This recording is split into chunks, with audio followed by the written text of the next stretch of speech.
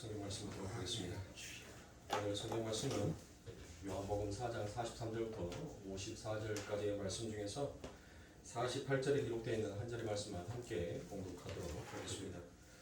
4장 48절 한 절의 말씀 다 찾으신 줄 알고 한 목소리로 함께 공독하여 올리도록 하겠습니다. 예수께서 이르시되 너희는 표적과 기사를 보지 못하면 도무지 믿지 아니하리라. 아멘. 자, 오직 말씀으로라는 말씀을 가지고 함께 세 번째 시간을 함께 갖도록 하겠습니다.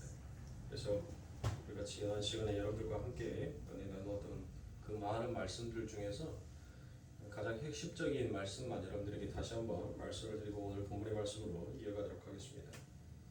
죽어가는 왕의 신하의 아들을 고치는 사건 또한 바로 예수 그리스도의 십자가와 부활만이 죽은 자를 살리는 유일한 길임을 설명하는 사건이다라고 제가 말씀을 드렸습니다. 그래서 왕의 신하의 아들이 병들었다라고 표현하지 아니하고 죽어간다라고 그와 같이 표현을 하는 것이고, 그의 아들의 병이 나았다라고 표현하지 아니하고 그가 살았다라고 그와 같이 표현을 하는 것만 보아도 죽었다와 살았다, 즉 예수 그리스도께서 죄와 허물로 죽어야 될 그 죄인들을 바로 아버지 하나님의 그 은혜 가운데 우리들을 새 사람으로 살려내는 사건이 바로 왕의 신하의 아들을 고치는 사건이와 같다라는 것입니다. 그래서 주님께서 내 아들이 살았다라고 말씀하신 그 이야기는 내가 그 아들이 죽음이 되고 내 아들이 다시 살아나게 될 것이라는 십자가의 이야기를 그 안에 함께 하고 있음도 내포되어 있습니다. 그래서 우리가 사흘 되던 사흘이라라는 이 말씀을 가지고 여러분들에게 말씀을 드렸죠. 자, 사흘이라라고 기록이 되어 있는데 이 요한은 이 사흘이 가지고 있는 그 의미와 뜻이 무엇인지를 분명하게 말씀을 드렸습니다. 그렇죠? 자, 사흘이 가지고 있는 의미는 무엇입니까?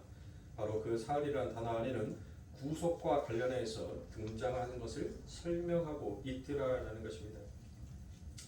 그러니까 하나님께서는 당신의 백성들을 어떻게 살려내시는지 그 구속의 사건과 역사를 그 안에 함께 담고 있는 것입니다. 그래서 이 7가지의 표적들이 다 무엇에 열리는 겁니까? 하나님께서 나다니엘에게 뭐를 보여주죠? 하늘이 열리고 그 하늘 위로서 하나님의 사자들이 오르락내리락 하는 것을 그에게 보여주죠. 그러니까 바로 하늘의 인자가 되신, 하늘의 사다리가 되신 그분이 이 땅에서, 즉 십자가라는 그 사다리를 만들어 주셔야지만이, 그래야지만 하늘이 열리게 되고 그 하늘 위로 하나님의 은혜가 너희들에게 부어지게 된다라는 그와 같은 의미를 지금 예수 그리스도께서는 함께 말씀을 하고 계십니다. 그런데 이처럼 오직 하나님의 은혜, 하나님의 구원으로만, 그리고 하나님의 구속사로만 이와 같이 우리들에게 아버지 하나님의 자녀, 하나님의 백성이 되는 그와 같은 길을 열어주셨음에도 불구하고 오히려 우리들은 하나님을 보는 것이 아니라 우리가 우리 눈앞에 펼쳐지는 어떤 기적이라든지 이적 같은 것, 그런 것들을 우리들은 보고 있더라는 것입니다. 그래서 지금 이 왕의 신하도 무엇을 하는 겁니까? 주님에게 야단을 맞죠. 마치 가나안의 혼인잔치에서 그 어머니 마리아에게 그가 매몰차게 나는 그런 일을 하는 사람이 아니다라고 단호하게 거절하였던 것처럼 지금 이 왕의 신하에게도 하나님께서는 똑같이 동일하게 그 모든 것들을 야단을 치고 계시더라는 것입니다. 그래서 우리가 함께 읽었던 48절에서 예수께서 가라사대 너희는 표적과 기사를 보지 못하면 도무지 믿지 아니하리라라고 이와 같이 얘기합니다. 그러니까 우리가 읽었던 4장 43절부터 54절까지의 말씀에서 여러분들 이 말씀의 가장 핵심 키포인트는 바로 이 48절에 기록되어 있는 이 말씀인 거예요. 이 말씀. 왕의 신하를 고치는 사건이 여러분들 어떤 기적과 이적을 일으키는 하나님이다라는 그와 같은 표현보다는 바로 우리가 어떠한 상태였으며 이런 상태에서 하나님의 은혜가 우리들의 삶 가운데 어떻게 부어짐으로 말미암아 우리가 살아나게 되는지를 지금 너무나도 상세하게 잘 설명하여 주고 있는 사건입니다. 그래서 기적을 보고 찾아온 왕의 신하를 책망하시는 말씀의 동시에 죄인들의 구원은 오직 예수 그리스도의 십자가와 부활만으로 가능하다는 복음의 선포이기도 한 것입니다. 그래서 성경에서는 이 표적이라는 것이 여러 번 등장을 합니다. 그런데 이 표적, 세메이온이라는 이 단어 안에는 두 가지의 의미가 있습니다. 그 첫 번째 의미는 인간들이 자신들의 욕망을 따라 보고 싶어하고 경험하고 싶어하는 기적과 이사라는 그런 부정적인 의미로 쓰일 때 바로 표적, 세미이온이라는 이 단어를 사용하기도 하지만 그 표적이란 말을 또 다른 표현으로 했을 때는 예수 그리스도의 십자가와 부활을 상징하는 긍정적인 의미로도 쓰여지기도 합니다. 그래서 후자의 긍정적인 의미의 표적, 바로 세미이온이 쓰인 것이 바로 요한복음 6장 26절의 말씀에 나옵니다. 예수께서 대답하여 가라사대 내가 진실로 진실로 너희에게 이르노니 너희가 나를 찾는 것은 표적을 본 까닭이 아니요 떡을 먹고 배부를 까닭이로다 라고 그와 같이 얘기합니다. 자, 이 말씀은 주님께서 오병이어로 배를 불린 우리가 주님을 찾아오자 그들에게 하신 말씀이죠. 그래서 무엇이다라고 얘기합니까? 너희는 오병이어의 기적을 통해서 표적을 보아야 하는데 표적을 보지 못하고 오히려 배부른 것에만 관심을 두고 있구나라고 그와 같이 예수님께서 책망을 하고 계십니다. 여기서는 표적을 봐야 된다라고 이야기를 하지 않습니까? 그렇죠. 오병이어의 기적은 하늘의 떡이신 예수 그리스도의 십자가의 죽으심과 부활로 하나님의 백성들에게 주어질 하늘의 풍요가 무엇인지를 지금 상세하게 하나님께서는 설명하여 주고 계시는 것입니다. 그래서 그 하늘의 떡, 즉 예수 그리스도가 너희들에게 그 하늘의 풍성함을 주기 위해서 온 자다라는 것을 바로 하나님께서는 보여주고 계시는데도 그들은 여전히 무엇만을 쫓고 있더란 것이에요. 그들은 삶 가운데 보여지는 것만을 쫓고 있더란 것입니다. 그래서 누구처럼 오병이어의 기적이 계속되니까 헌금을 해봐라. 그러면 하나님이 튀겨주실 것이다 라는 그런 이야기가 결코 아닙니다. 예수 그리스도에 관한 이야기가 전부 다 성경 안에 기록이 되어 있습니다. 그런데 어리석은 사람들이 그 기적 속에 들어있는 표적을 보지 못하고 단순히 그 기적만을 신기해하면서 오히려 열광해 하더란 것입니다. 그래서 주님께서 그 무리들에게 제발 표적을 보라라고 그와 같이 얘기합니다. 그러니까 즉 무엇을 보라는 거예요? 지금 내가 너희들을 위하여서 짊어질 그 십자가의 복음이 무엇인지를 너희들은 그것을 보아야 하는 자다라는 것을 예수님은 말씀하시는 거예요. 그렇게 그 예수 그리스도께서 행하신 모든 표적들은 전부 예수님이 그리스도이시며 주이신 것을 설명해서 하나님의 백성들로 하여금 그 사실을 믿게 하기 위한 것이었습니다. 그런 의미에서 표적은 반드시 보아야 된다라고 그렇게 긍정적인 의미로 쓰일 수 있는 것입니다. 또한 이 표적이라고 나와 있는 두 번째 의미를 가지고 있는 부분이 바로 마태복음 12장 38절부터 40절의 말씀입니다. 그때 서기관과 바리새인 중 몇 사람이 말하되 선생님이여 우리에게 표적 보여주시기를 원하나이다. 예수께서 대답하여 가라사대 악하고 음란한 세대가 표적을 구하나 선지자 요나의 표적밖에는 보일 표적이 없느니라. 여자가 밤낮 사흘을 큰 물고기 뱃속에 있었던 것 같이 인자도 밤낮 사흘을 땅속에 있으리라 라고 이와 같이 말씀하십니다. 여기서도 표적이 두 가지의 표적이 나옵니다. 하나는 구하지 말아야 될 표적, 그리고 하나는 주님이 보여주시고자 하는 표적이 있더라라는 것입니다. 그런데 주님이 보여주시기 원하시는 그 표적을 봐야 되는데 우리는 구하지 말아야 할 표적들만을 오히려 하나님 앞에 구하고 있는 자들한 것입니다. 우리는 바로 주님의 모든 표적들은 전부 요나의 표적, 그러니까 예수 그리스도의 죽음과 부활, 그로 말미암게 될 하나님의 영원한 나라에 관한 것들을 지금 예수님께서는 이 땅에 내려오셔서 그와 같은 것을 보여주고 있습니다. 그러니까 오늘 보면 48절에서 주께서 너희는 표적과 기사를 보지 못하면 도무지 믿지 아니라 하리라라고 그와 같이 말씀하시는 것을 의역하면 이와 같은 말씀이 됩니다. 너희는 너희들의 욕심을 따라서 표적과 기사를 구하고 쫓아서는 안 된다. 그러나 너희는 반드시 표적을 보아야 한다라고 그와 같이 얘기합니다. 그 표적을 보아야 한다는 말은 뭔 말이에요? 바로 예수 그리스도의 십자가와 그 죽으심과 부활이라는 그 표적을 너희들은 항상 짊어지고 가야 한다는 거예요. 너희들은 항상 그것을 봐야 한다는 겁니다. 그것을 보지 못하면 무엇하는 거예요? 내가 의인이다라고 자칭 자신의 의를 드러낼 수 있는 자이기에 그래서 예수 그리스도의 십자가와 그분의 죽으심과 부활을 보므로 인하여서 당신이 나 때문에 죽었습니다. 내가 죄인의 길수이고 내가 당연히 저 자리에 올라가야 하는데 나와 같은 이런 값어치 없는 자를 값있게 여겨주시기 위해서 당신이 나를 위하여서 그곳에 죽으셨군요라는 그 표적, 그것을 우리는 우리들의 삶 가운데서 날마다 보면서 살아야 한다는 것이에요. 그것을 보지 못하면 우리는 자칫 우리의 교만으로 우리의 의를 이루는 길로 가기 때문에 예수님께서는 그와 같이 우리들에게 너희는 반드시 표적인 바로 예수 나를 봐야 한다라고 그와 같이 말씀하시는 것입니다. 너희는 그 표적과 기사 속에서 표적과 기사가 가리키는 예수 그리스도의 십자가와 부활을 보지 못하면 절대 나를 쫓을 수도 없고 믿을 수도 없다라는 그와 같은 말씀인 것입니다. 그게 너희는 표적과 기사를 보지 못하면 도무지 믿지 못한다라는 그 의미 속에 담겨져 있는 그 말인 것입니다. 그렇게 두 가지의 의미를 담고 있지요. 주님이 이 땅에 계실 때만 해도 주님이 누구인지, 그리고 주님께서 하시는 일이 무엇인지, 그리고 그 일을 어떻게 이루어내셔야 할 것인지에 대해서 아둔하고 어리석은 백성에게 그것을 도저히 설명하고 가르쳐줄 방법이 없었습니다. 그래서 주님은 표적을 일으켜서 무엇을 말하는 거예요? 내가 바로 너희가 말하는 그 하나님이다라는 것을 하나님께서는 드러내시는 것입니다.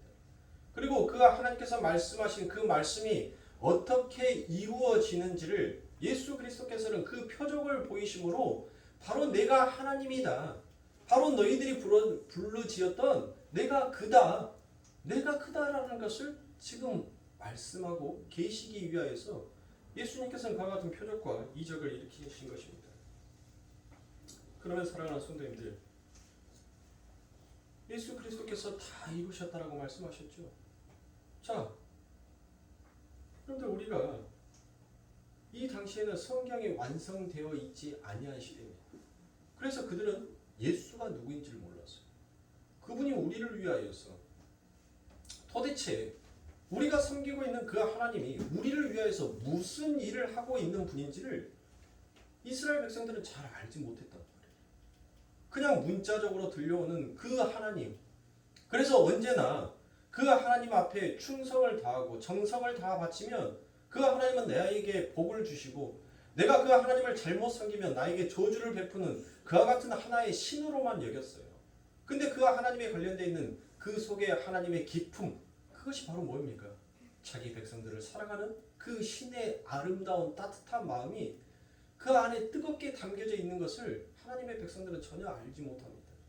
그런데 사랑하는 성도님들, 우리는 더 큰 것을 받은 적이 없어요.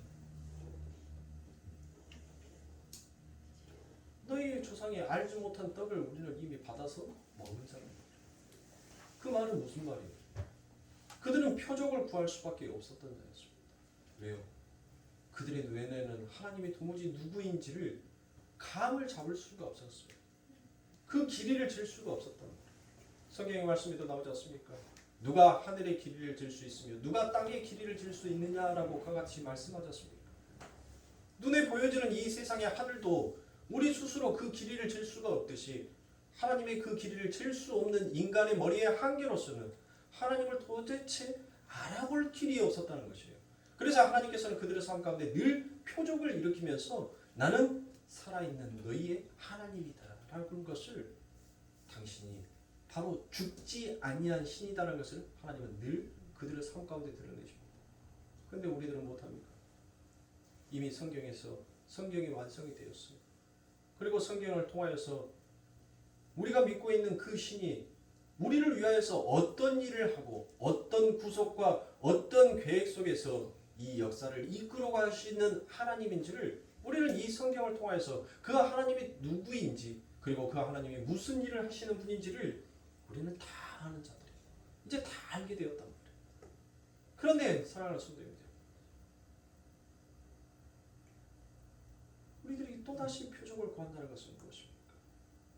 내 삶 가운데 이와 같은 기적과 이적이 일어나기를 원하는 그 마음은 도대체 무엇이냔 말이에요. 여전히 내 마음속에서 내가 믿고 있는 신이 진짜 성경에 기록되어 있는 신인지, 아니면 내 임의로 내 좋을 대로 잘라서 만들어 놓은 나의 신이었는지 우리는 오늘 이 말씀들을 통해서 여러분들 깊이 되새김질하고 생각해 봐야 할 것입니다. 오늘 우리가 새벽기도 때도 말씀드렸죠. 성경의 66권은 여러분들 하나님의 말씀이에요.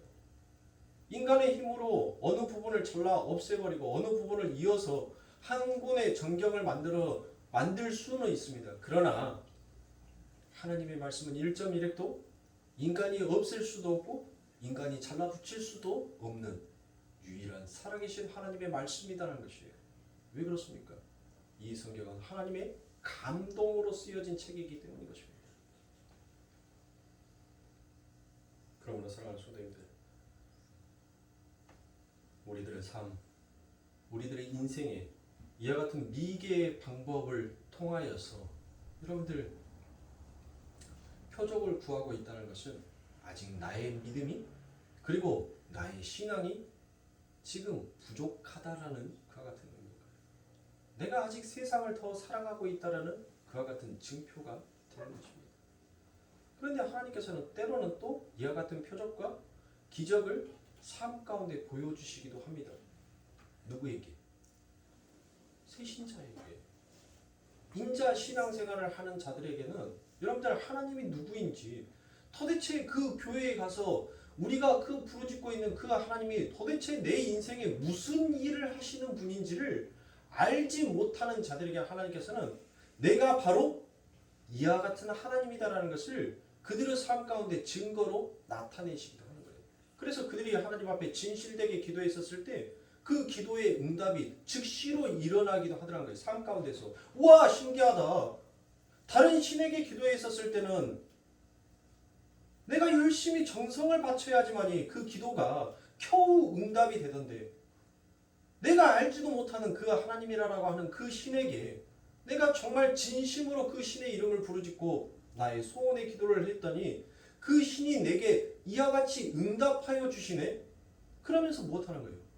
그 하나님에 대해서 그리고 그 하나님의 일하심에 대해서 조금씩 배워가기도 하더라는 것이에요. 하나님께서는 이처럼 당신의 백성이 당신을 알아가기 위해서 그들의 삶 가운데 일시적인 기적과 표적을 나타내기도 하지만 어느 정도 그 하나님이 누구이신지를 아는 자들에게는 하나님께서는 더 이상 그들에게는 내가 보여줄 표적은 요나의 표적밖에 없다라고 단연코 말씀하시는 거예요. 그러므로 사랑하는 성도님들, 하나님께서 우리들에게 주어지는 이 시간은 여러분들 그렇게 길지가 않습니다. 그리고 그 시간의 종착점에 딱 다다르면 여러분들 어느 누구도 여러분들 망설임 없이 그 하나님의 계획 속으로 다 들어가게끔 되어 있어요. 제가 새벽기도 때 여러분들 솔직히 말해서 인자 5살짜리 목회자입니다. 아니 5살이 되어가는 목회자입니다. 그래서 아직까지도 새벽기도가 훈련이 잘 안 됐어요. 때로는 너무 피곤하니까 야 5분만 더 자고 일어나자라고 합니다. 그래서 그 5분이라는 것을 제가 제 자신을 너무나도 잘 알기에 새벽에 4시 30분부터 4시 40분까지 5분 간격으로 다 시간을 맞춰놨습니다. 4시 30분, 4시 35분, 4시 40분. 그러면 결국에는 세 번째 알람이 울리면 일어나요. 일어날 수밖에 없어요. 근데 보세요.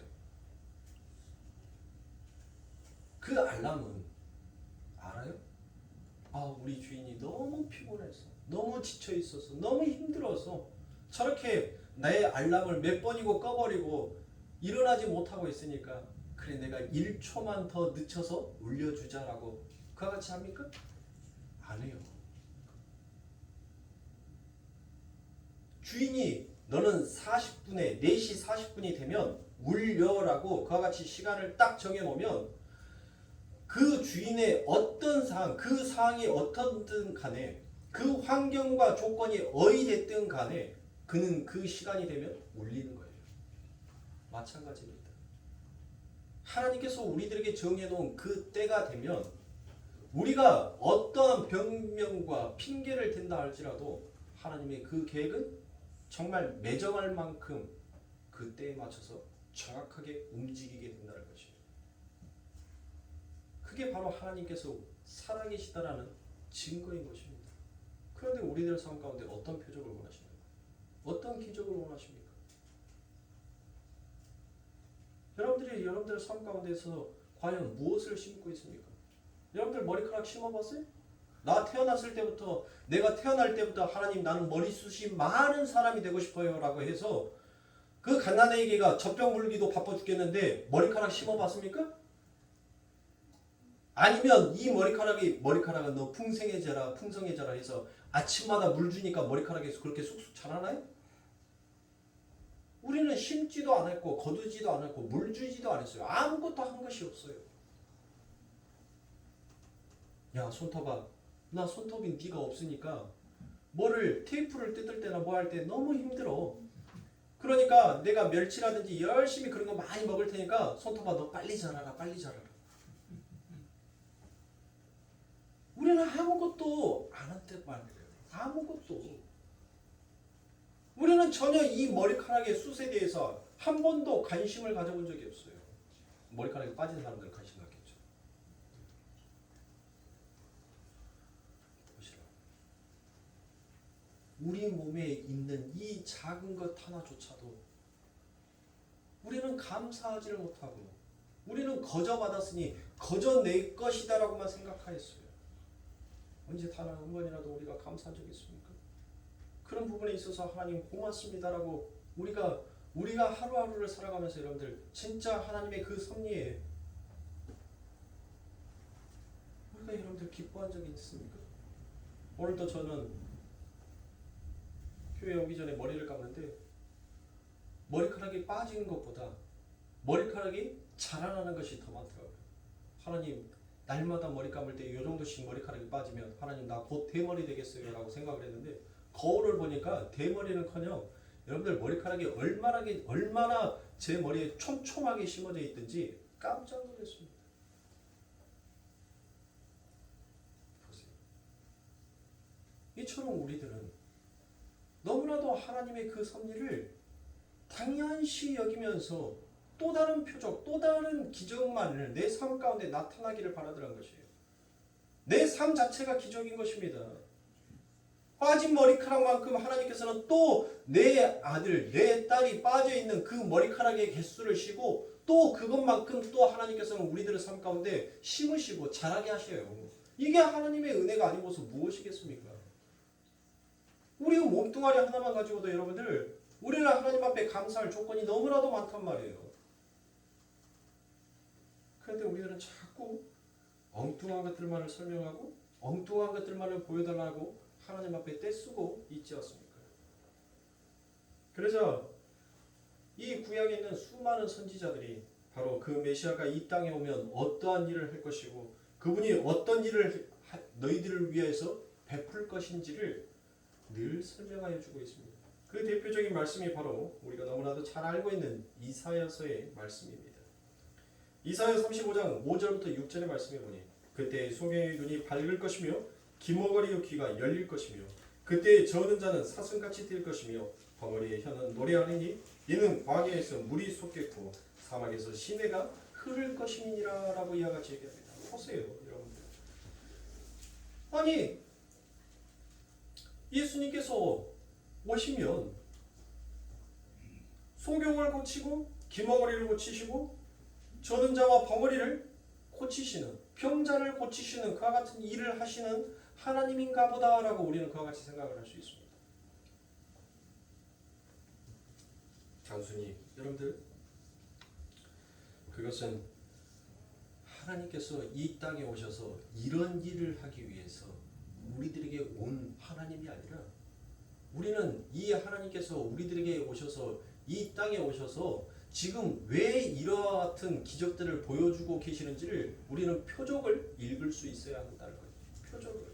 그건 예수 그리스도께서 소경의 눈을 밝히시며 기머거리의 귀가 열릴 것이며 그때 저는 자는 사슴같이 뛸 것이며 벙어리의 혀는 노래하리니라고 이와 같이 얘기합니다. 이사야가. 바로 이게 메시아가 우리들에게 오셨을 때 하시는 일이더라는 거예요. 그러면 무엇을 하시는 거예요? 이게 지금 이 이사야서는 어떤 표적을 말하고 있는 것입니까? 바로 죄와 사망에 갇혀있는 너희들의 삶에 바로 예수 그리스도께서 이제 소경의 앞을 보니 여러분들 얼마나 자유롭습니까? 얼마나 자유를 느낍니까? 여러분들 눈 감고 한번 걸어가 보세요. 저는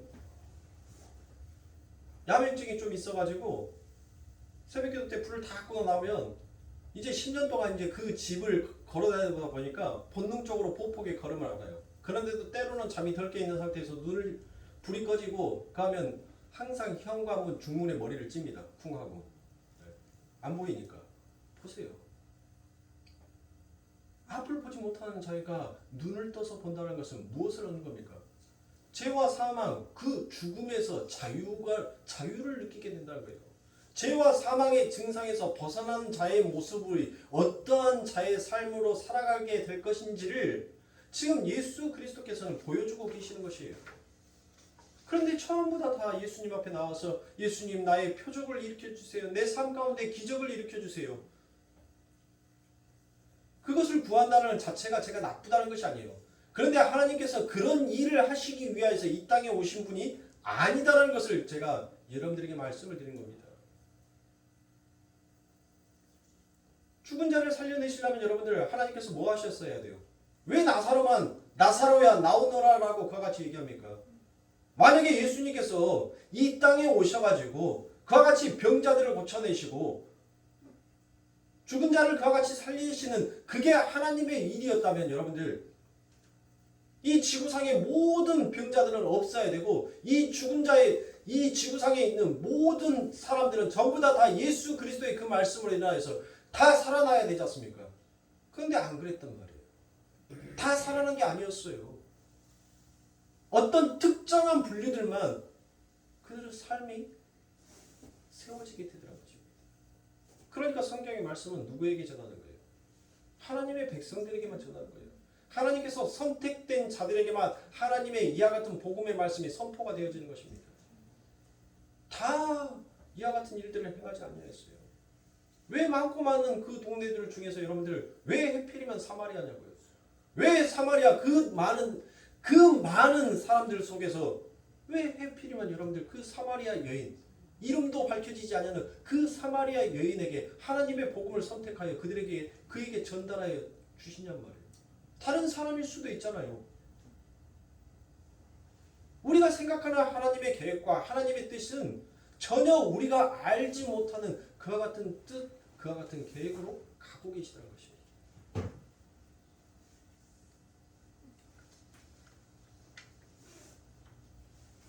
그러므로 주님은 병자들을 고치시고 죽은 자를 살리시는 것은 바로 하나님의 어떠한 분이신지를 당신의 우둔한 백성들에게 알리는 것입니다.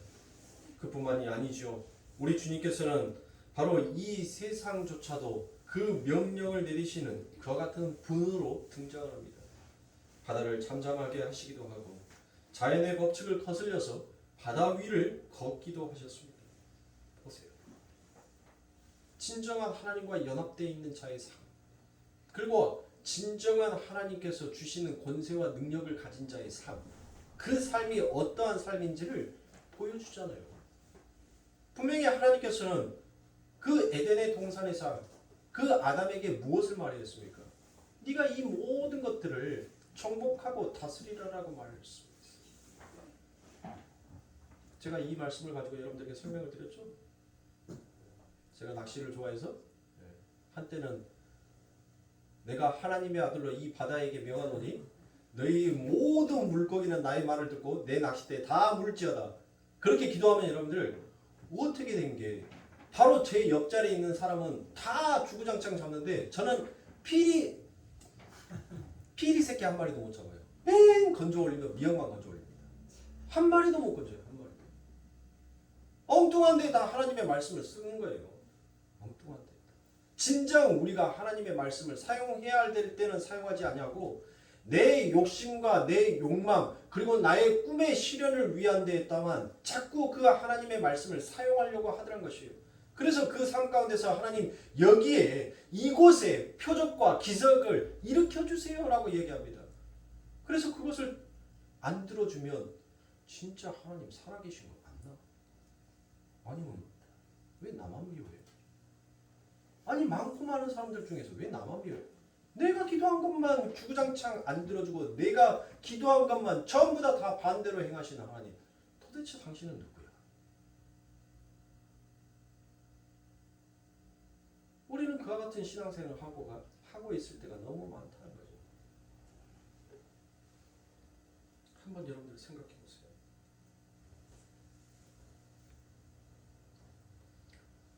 여러분들이 하나님의 은혜로 천국에 갔어요.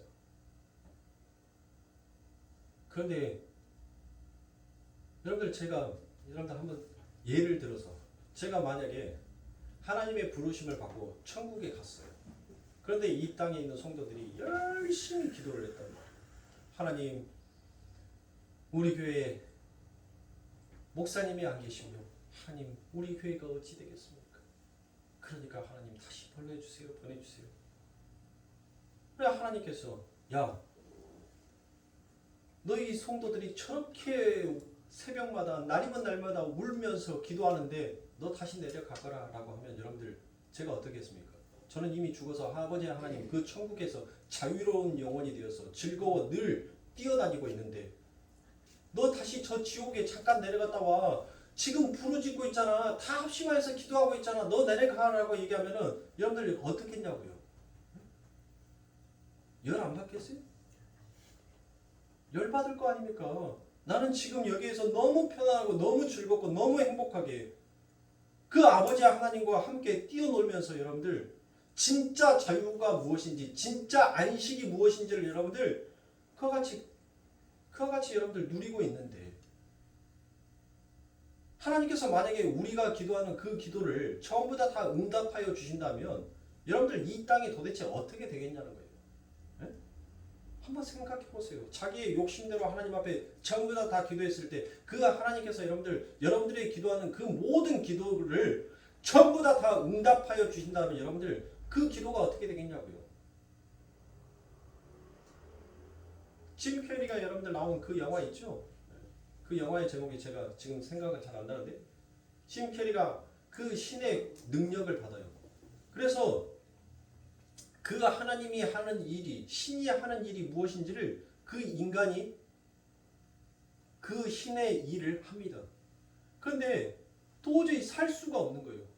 저녁이면 저녁마다 저녁에 잠을 자야 되는데 이 지구상에서 어마어마한 사람들이 전부 다 하나님의 이름을 부르면서 다 전부 다 소원의 기도를 말합니다. 그래서 도저히 잠을 잘 수가 없길래 그래서 하나님의 천국의 편지통이다라고 해가지고 이메일을 만듭니다. 그래서 이메일을 만들어가지고 거기에다가 자기 자신들의 소원과 자신들이 원하고 싶은 계획들을 전부 다 이메일로 보내달라고 해요. 눈을 뜨고 일어나면 여러분들 이메일이 너무 많이 와 있으니까 차마 그것을 다 읽을 시간이 없는 거예요. 그래서 전부 다 전체 눌러가지고 그래 너희들은 소원대로 다 이루어질 자다 하고 오케이 하고 엔터를 눌러버렸어요. 근데 그 대부분의 사람들이 여러분들 전부 다 천문학적인 복권에 다 당첨되기를 바랬어요. 그래서 그 사람들이 전부 다 이번 주에 엄청난 복권에 당첨이 되고 싶습니다라고 얘기를 했는데 그 소원의 기도를 오케이 하고 신이 눌러줬어요. 그리고 난 다음에 사상 최악의 복권 당첨금이 생깁니다. $2. 전부 다 자기가 복권에 1등 당첨되기를 원하는 그 소원의 기도를 하나님 앞에 다 올렸어요. 근데 하나님께서 오케이 했단 말이에요. 그 짐 캐리가 오케이 눌러버린 거예요. 그래서 우와 1등이다 하고 복권을 가서 당첨금을 수령하려고 딱 보니까 $2.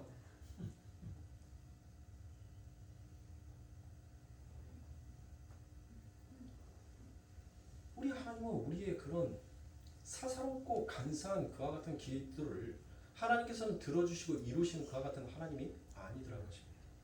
우리 하나님께서는 말씀 속에서 신실하게 그 언약을 이루시는 하나님이에요. 인간의 뜻과 인간의 장소에 여러분들 요동하지 아니하시는 오직 당신의 언약만을 붙들고 당신의 마음을 읽으면서 여러분들 이 역사를 이끌어 가시는 하나님입니다. 그러므로 사랑하는 성도님들, 여러분들의 삶의 조건이 어떠하든지 간에 여러분들의 삶 가운데 있어서 무엇인가 표적과 기적과 이적을 바란다는 그 마음이 들 때마다 여러분들의 장소를 바꾸세요. 장소를 변경시키시란 말이에요.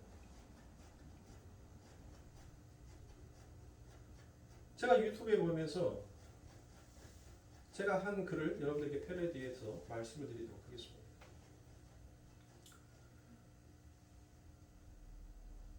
마트에 가서 생수 한 병을 사면 여러분들 그 생수 한 병의 가격이 350원이에요. 그런데 슈퍼에 가서 생수를 사면 그 생수의 가격이 500원입니다. 마트에서 파는 생수나 슈퍼에서 파는 동네 슈퍼에서 파는 생수나 똑같은 물이에요. 그런데 이 똑같은 물이 여러분들 호텔에 가서 그 물을 사서 마시려고 하면 그 물 한 잔 값이 3,000원이 되더라고요. 가장 싼 데는 350원인데 가장 비싼 데는 3,000원의 돈을 주고 그 한 잔의 물을 사 먹어야 한다는 것이에요. 그러면 여러분들 보세요. 그 물의 성질이 바뀌었습니까? 그 물이 뭐 특별합니까? 그 물의 성질은 바뀌지 않았어요. 물은 똑같은 물이에요. 똑같은 물이란 말이에요. 내 삶에 어떤 조건에 있느냐에 따라서 여러분들 우리는 우리의 가치성이 바뀌는 거예요. 내가 값어치 없는 자리, 그렇다고 해서 제가 지금 350원짜리 생수가 값어치 없다는 것을 이야기하는 것이 아니에요. 우리의 인생을 지금 생수병에 놓고 얘기하는 거예요. 내가 가장 저렴한 자리에 있는 것도 바로 나인 것입니다. 왜 나는 이것밖에 안 돼? 라고 말하기 전에 여러분들의 삶의 장소를 바꾸시란 말이에요. 내 삶의 장소를 여러분들 고급스러운 삶의 장소로 바뀌면 여러분들의 가치 또한 고급스러워질 거 아닙니까? 내 삶은 항상 이 자리인데 하나님 나는 고급스러운 사람이 되고 싶습니다라고 말만 하면 여러분들 그게 되냔 말이에요. 아니 되는 거예요. 아니 되는 거예요. 하나님 앞에 기도를 했으면 그 하나님께서 여러분들의 삶에 그 고급스러운 자리에 올라갈 수 있도록 그 장소의 길을 열어주시는 거예요. 그러면 그곳까지 걸어가는데 그 고단함과 수고는 여러분들이 하셔야 됩니다. 하나님께서 순간이동 시켜주질 않아요. 그런 것을 바라는 기적, 그런 것을 바라는 표적을 하나님께서 나타내시는 하나님이 아니다라고 말씀하셔요. 너희들이 수고해야 돼. 너희들이 고생해야 돼. 너희들이 이마에서 땀을 흘려야 돼. 그래야지 너희가 그 장소를, 그 열매를 차지할 수 있어. 그걸 하나님께서 말씀하십니다. 근데 오늘날 기독교인들은 뭐예요? 왜 하나님 나는 왜 이렇게 값어치 없는 자에 이와 같은 인생을 살아야 해요? 왜 저 사람들은 하나님 무엇인가 좀 멋져버리고 고급스러워 보이고 있어 보이고 하나님 앞에 마치 저 사람들이 영광을 드러내는 것처럼 하나님 보이는데 왜 하나님 나는 저와 같은 사람들이 되지 못합니까? 그렇게 하나님 앞에 불평하지 말고 원망하지 말고 여러분들의 삶의 위치와 여러분들의 삶의 장소를 바꾸시란 말이에요. 그러면 하나님께서도 그곳에 여러분들과 함께하여 주실 것입니다.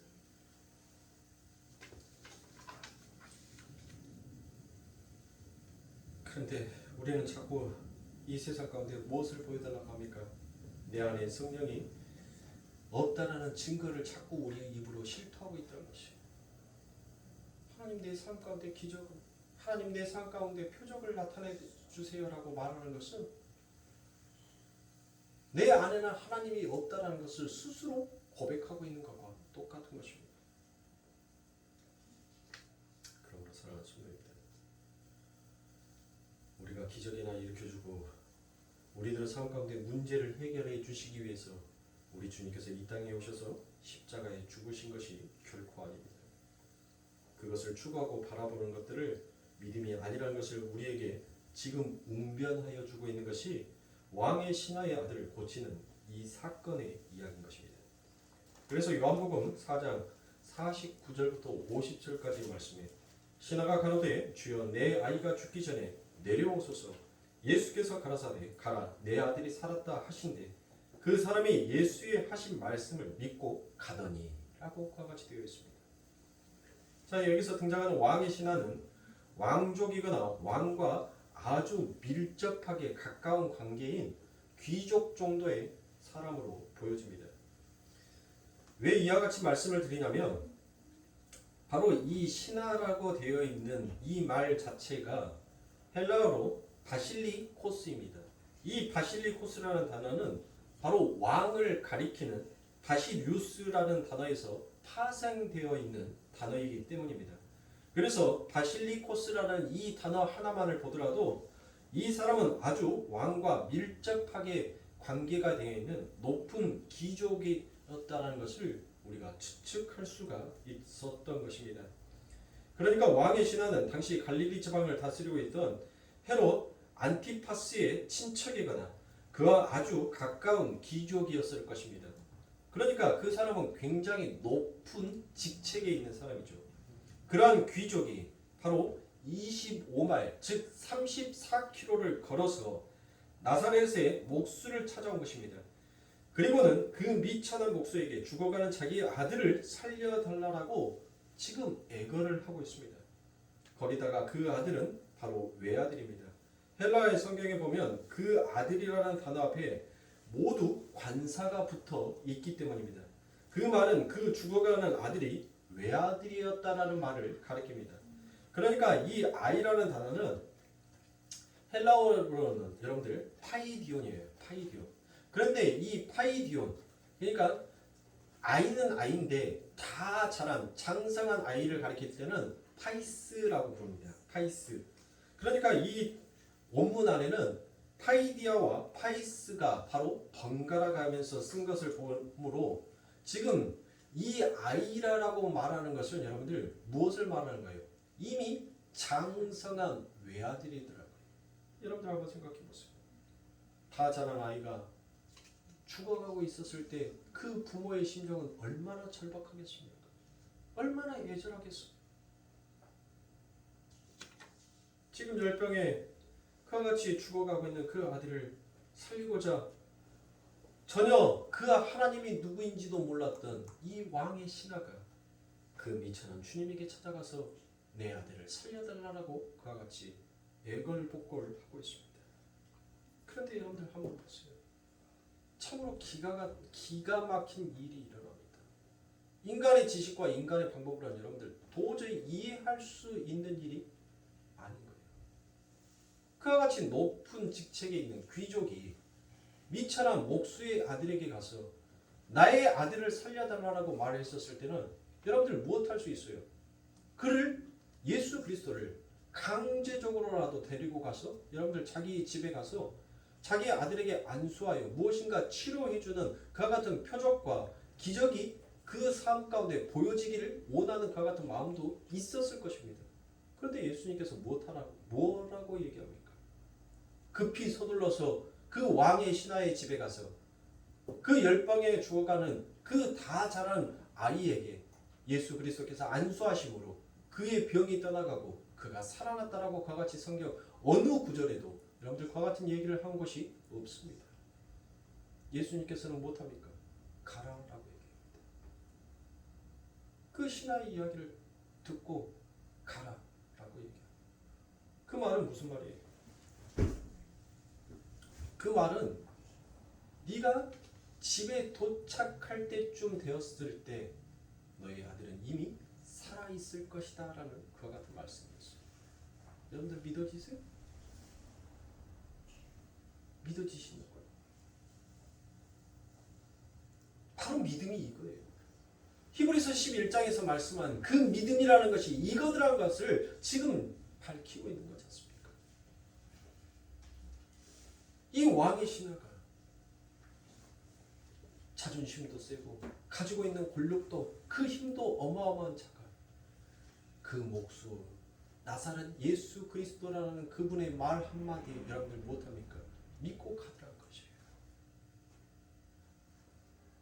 그곳에 여러분들 하나님의 기적과 능력이 나타난 것입니다. 물론 하나님의 은혜가 그 왕의 신하를 선택하여 그에게 하나님의 은혜가 부어짐으로 인하여서 그에게 이미 믿음을 하나님께서 심어주심으로 인하여서 그가 믿고 가기는 하였지만 그는 그 절실함과 그 예수 그리스도라는 그분의 말에 믿음이 바로 그 삶 가운데 무엇을 만들어내고 있는지를 하나님께서는 보여주고 있더라고요. 그러므로 이 왕의 신하가 여러분들 갔었을 때는 얼마나 여러분들 그의 마음이 어떠한 마음이었냐? 예? 그 집에까지 가는 마음이 어떠한 마음이겠어요?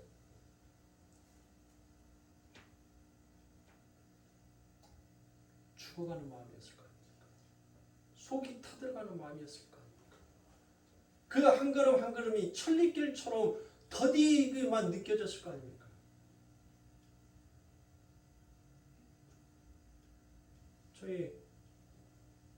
저희 아버지가 제가 교통사고로 병원에서 13중 추돌사고가 나서 병원에 있다라고 그와 같은 소식을 듣고 광주에서 천안까지 올라오시는데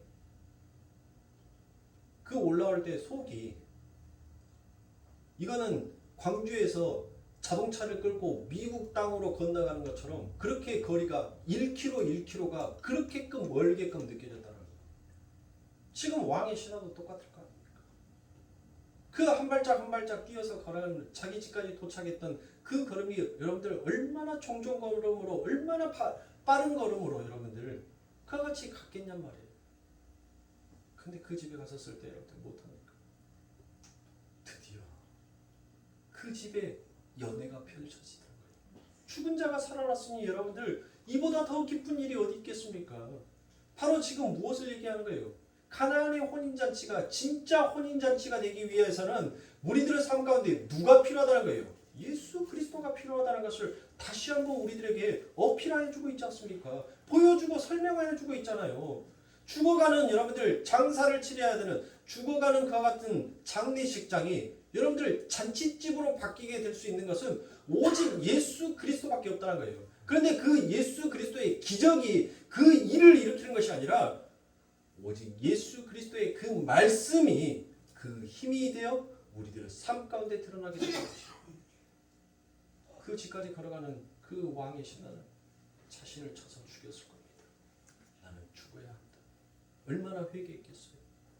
내 아들이 무슨 죄가 있어서 죽어야 하면 내가 죽어야 되는데 내가 죄 많은 놈인데 왜 내 아들이 죽어야 하지? 얼마나 자신을 여러분들 자기의 가슴을 치면서 얼마나 애타는 걸음으로 여러분들 자신의 죄를 한 걸음 한 걸음 뛸 때마다 고백하면서 여러분들 그 타들어가는 심정으로 집에 갔겠냐 말이에요. 결국 그 안에서 무엇이 일어난 겁니까? 자기 부인이 일어나고 자기의 십자가가 드러나게 되니까 드디어 그곳에 하나님의 그 십자가, 죽음의 십자가에서 하나님의 아름다운 꽃이 피어나게 되더라는 것입니다. 그러므로 여러분들 자기를 부인하고 자기 십자가를 짊어지는 것이 진짜 우리 하나님께서 우리들에게 원하는 그 고난의 꽃이에요. 그 고난의 꽃에서 피어나는 그 열매가 하나님께서 받기 원하는 하나님의 열매들한 것입니다. 우리들의 삶 가운데도 마찬가지예요. 우리 아버지 하나님께서 우리들에게 그 삶을 요구하고 계시는 것입니다. 그것을 요구하고 계세요.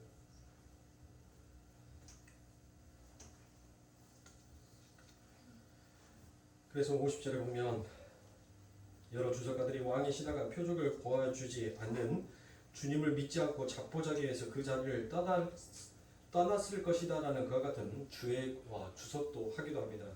그러나 저도 51절과 52절의 이야기를 미루어서 그 말씀이 믿지 않고 떠났을 것이다 라고 그와 같이 오랫동안 생각했습니다. 그런데 이 전체적인 문맥을 차근차근 해석하여 보니까 그 왕의 신하는 주님의 말씀을 믿고 내려간 것입니다. 지금 이 왕의 신하의 이야기와 갈릴리 사람들의 이야기는 표적을 보고 믿으려 하는 자들에 대한 경고와 아울러 하나님의 말씀에 의해서만 주어지게 되는 믿음의 대조라는 것을 우리는 결코 잊어서는 아니 되더라는 것이에요. 그러므로 이 왕의 신하는 여러분들 하나님의 말씀의 그 능력의 힘을 믿고 돌아간 것입니다. 사랑하는 성도님들, 우리들의 삶 가운데도 여러분들 이와 같은 일들은 반드시 있습니다. 왜요?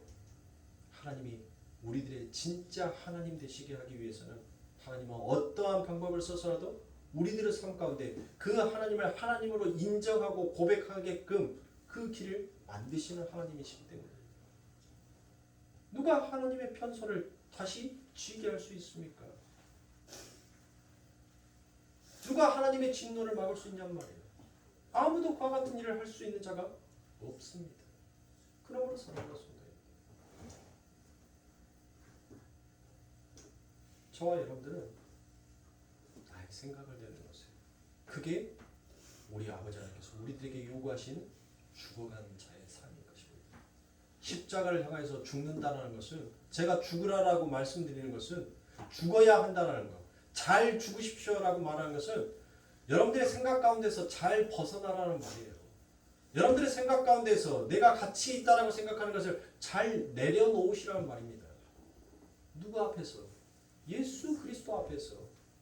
세상 가운데서 여러분들 겸손으로 그와 같은 내려놓음을 하는 그와 같은 모형과 그림자의 그와 같은 역할이 아니라, 이제 그 그림자가 실상으로 우리 눈에 보여졌으니까 진짜로 그 십자가 앞에서 나의 가치, 나의 생각, 나의 인생의 모든 방향성을 바로 예수 그리스도에게 그 십자가 밑에 내려놓는 것이 바로 우리가 잘 죽는 길이에요.